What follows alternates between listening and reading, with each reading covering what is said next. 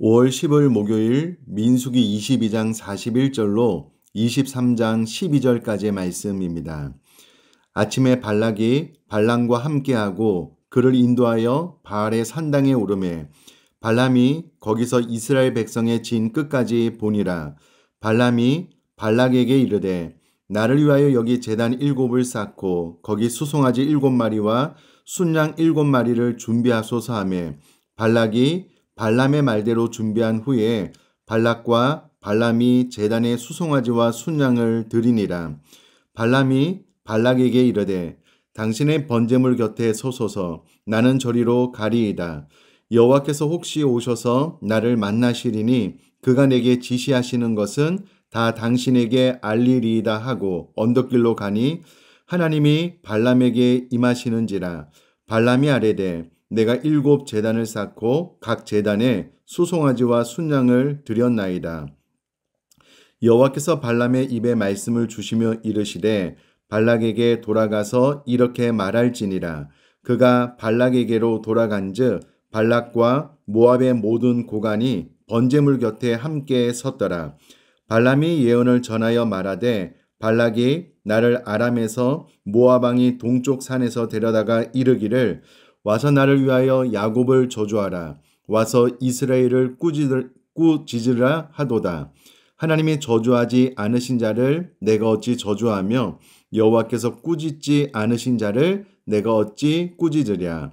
내가 바위 위에서 그들을 보며 작은 산에서 그들을 바라보니 이 백성은 홀로 살 것이라. 그를 여러 민족 중에 하나로 여기지 않으리로다. 야곱의 티끌을 누가 능히 세며 이스라엘 4분의 1을 누가 능히 셀고 나는 의인의 죽음을 죽기 원하며 나의 종말이 그와 같기를 바라노라 하매 발락이 발람에게 이르되 그대가 어찌 내게 이같이 행하느냐. 나의 원수를 저주하라고 그대를 데려왔거늘 그대가 오히려 축복하였도다. 발람이 대답하여 이르되 여호와께서 내 입에 주신 말씀을 내가 어찌 말하지 아니할 수 있으리이까. 아멘. 이번 한 주간 내내 발람과 발락에 대한 기사가 생명산 본문에 기록이 되어져 있습니다. 스토리는 들어서 아실 테니 오늘 본문의 내용만 묵상한 것을 좀 나누면은요. 일단 우리가 생각하는 것과 본문의 상황이 참 다르다라는 것을 알 수가 있습니다. 우선의 41절 말씀을 보면 발락이 발람과 함께하고 그를 인도하여 바알의 산당에 올랐다라고 기록이 되어져 있습니다. 바알은 가나안 사람들이 섬겼던 주신이고요. 농작물과 가축의 다산과 번성을 가져다 주는 신으로 섬겼습니다. 바알을 섬기는 산당에서 발람과 발락이 제사를 드리게 됩니다. 하나님의 음성을 듣기 위해서 바알의 산당에 올랐다. 우리의 생각과 이 본문의 상황이 좀 다르다라는 것을 알 수가 있습니다. 발람이 여호와께서 혹시 오셔서 나를 만나시리니 그가 내게 지시하는 것은 다 당신에게 알리겠다라고 언덕길 더 높은 곳으로 올라감을 3절에 기록하고 있습니다.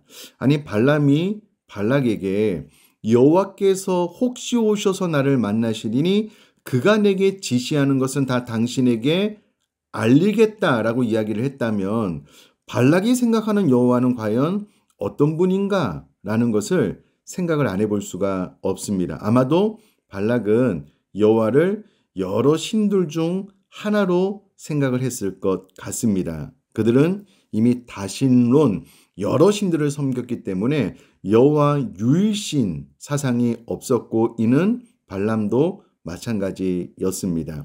어찌되었건 하나님이 발람에게 임하셔서 하나님이 전하라고 하시는 말씀을 듣기 이전에 4절을 또 들여다보면 하나님의 발람에게 임하시느니라. 이때에 발람이 하나님께 무엇이라고 이야기를 하냐면 내가 7 제단을 쌓고 각 제단에 수송아지와 순양을 드렸나이다 라고 그의 열심을 하나님께 아뢰고 있습니다.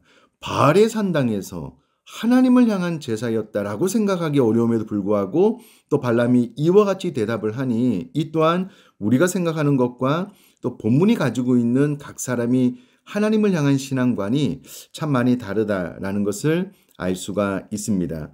어찌되었건 발람이 하나님을 통하여 예언할 것을 듣게 되는데 우선에 발람이 새롭게 알게 된 것이 무엇이냐면 9절 말씀 보면 내가 바위 위에서 그들을 보며 작은 산에서 그들을 바라보니 이 백성은 홀로 살 것이라 그를 여러 민족 중에 하나로 여기지 않으리로다. 발람은 이스라엘이 다른 민족과는 뚜렷이 구별된다라는 것을 밝히고 있는데 이것을 알게 되었고요. 또 10절에 이스라엘의 이와 같은 위험에 압도되어서 야곱의 티끌을 누가 능히 세며 이스라엘 4분의 1을 누가 능히 셀고 나는 의인의 죽음을 죽기 원하며 나의 종말이 그와 같기를 바라노라 라는 고백을 통하여 자신도 의인의 종말을 맞게 되기를 소망하고 있다는 것을 알 수가 있습니다. 이렇게 이야기를 듣고 나서 보니 발락이 발람에게 화를 내는 거죠. 11절에 그대가 어찌 내게 이같이 행하느냐 나의 원수를 저주하라고 그대를 데려왔거늘 그대가 오히려 축복한다라고 이야기를 하고 있습니다. 발락이 발람을 데려온 이유는 이스라엘 백성을 저주케 하기 위함이었습니다. 그러니 그가 신으로부터 어떤 뜻, 어떤 계시를 받든 발락은 상관이 없는 거예요.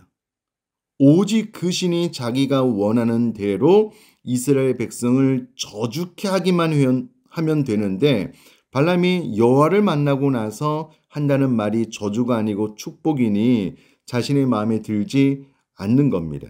자신의 목적을 이루지 못하였다라는 것을 알게 되자 이 발락이 발람에게 화를 내고 있는 것을 11절 말씀에 나와 있고 기록을 통해서 알 수 있습니다. 그러니 내일 본문에도 반복되기는 하지만 발락은 바알을 섬긴다, 어떤 신에게 제사한다라고 했을 때에 신의 뜻이 무엇인가, 그 신의 뜻에 내가 나를 맞추겠다라는 생각이 전혀 없습니다. 그가 제사는 제사대로 드리고 자신의 원하는 바 이스라엘 백성을 저주케 하기 위한 목적만을 이루기 위해서 지금 종교 행사를 하고 있다라는 것을 알 수가 있고요. 이는 발락 안에 신의 뜻을 알기를 원하는 마음이 아니라 신이 자신의 뜻대로 저주케 하는 일에 사용되는 것을 원하고 있다는 것을 알 수가 있습니다. 그러니 발락은 잘못된 신관을 가져도 한참 잘못된 신관을 가지고 있다는 것을 알 수가 있습니다. 그러나 이에 아랑곳하지 않고 발람은 12절에 이렇게 이야기를 합니다. 발람이 대답하여 이르되 여호와께서 내 입에 주신 말씀을 내가 어찌 말하지 아니할 수 있으리까. 발람이 지금 이렇게 이야기를 하는 것은 바로 수요일 본문에 그가 발락에게로 오는 상황 가운데 죽음의 사자를 만났거든요. 나귀가 자기와 말을 하는 아마 생애 처음 경험하는 일이었을 것 같은데 놀라운 사건을 알게 되고 하나님의 하나님 되심을 알게 된 거예요. 그러니 하나님의 말씀을 전할 수밖에 없는 자가 되었습니다. 그래서 12절에 여호와께서 내 입에 주신 말씀을 내가 어찌 말하지 아니할 수 있으리까? 라고 대답을 하는데 이는 어제 본문에 그와 같은 사건을 만났기 때문에 이와 같은 대답이 그에게는 최선이었을 것입니다. 그러면 발람이 이와 같은 하나님을 만남으로 그가 회심했는가? 아닙니다. 민수기 31장 16절 보면 발람의 꾀에 대해서 나오고요.